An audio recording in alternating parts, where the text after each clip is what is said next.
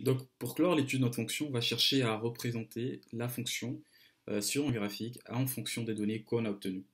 La première chose qu'on va placer au début, c'est déjà les différentes asymptotes qu'on a obtenues. Donc, on voit qu'on a une asymptote horizontale déjà, d'équation y est égale à 0, et on a deux asymptotes verticales en moins 2 et en 2.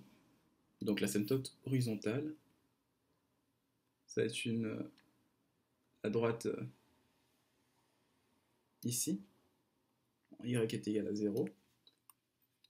Et on a deux asymptotes verticales en moins 2 et 2. On peut les placer comme ça. On a une droite ici et une droite ici, comme ça. Donc on a placé nos deux asymptotes verticales, y est égal à moins 2, y est égal à 2.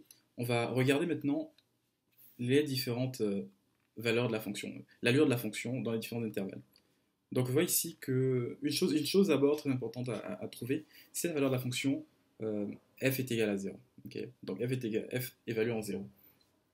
Donc pour trouver la valeur de la fonction évaluée en 0, on va tout simplement la calculer.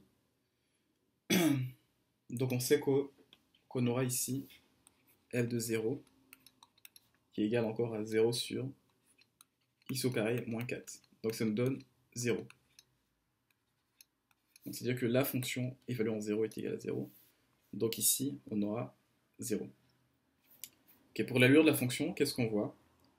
On voit déjà que de moins l'infini à moins 2 moins, la fonction passe de 0 et va descendre jusqu'à moins l'infini avec une concavité basse.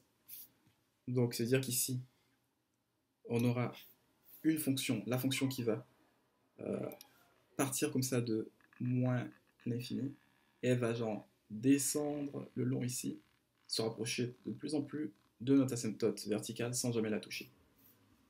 Okay. Si on considère maintenant l'intervalle de moins 2 à 0, moins 2 plus à 0, ici on voit que la fonction en fait elle part de plus infini cette fois et elle arrive en 0 avec une concavité basse comme ça. Donc on peut s'imaginer que la fonction va venir ici de plus infini comme ça et elle descend doucement comme ça pour venir toucher le point ici en 0. Maintenant de 0 à 2, la fonction continue à descendre, mais cette fois il faut faire attention parce que la concavité va changer. Donc il faut bien marquer le changement de concavité. Donc la fonction va décroître comme ça, mais avec un changement de concavité comme ça. Donc elle tend de plus en plus vers moins l'infini. Si on considère maintenant l'intervalle de 2 à plus l'infini, la fonction part de plus l'infini et se rapproche de plus en plus vers 0 avec une concavité comme ça, dans le sens. Donc c'est-à-dire que notre fonction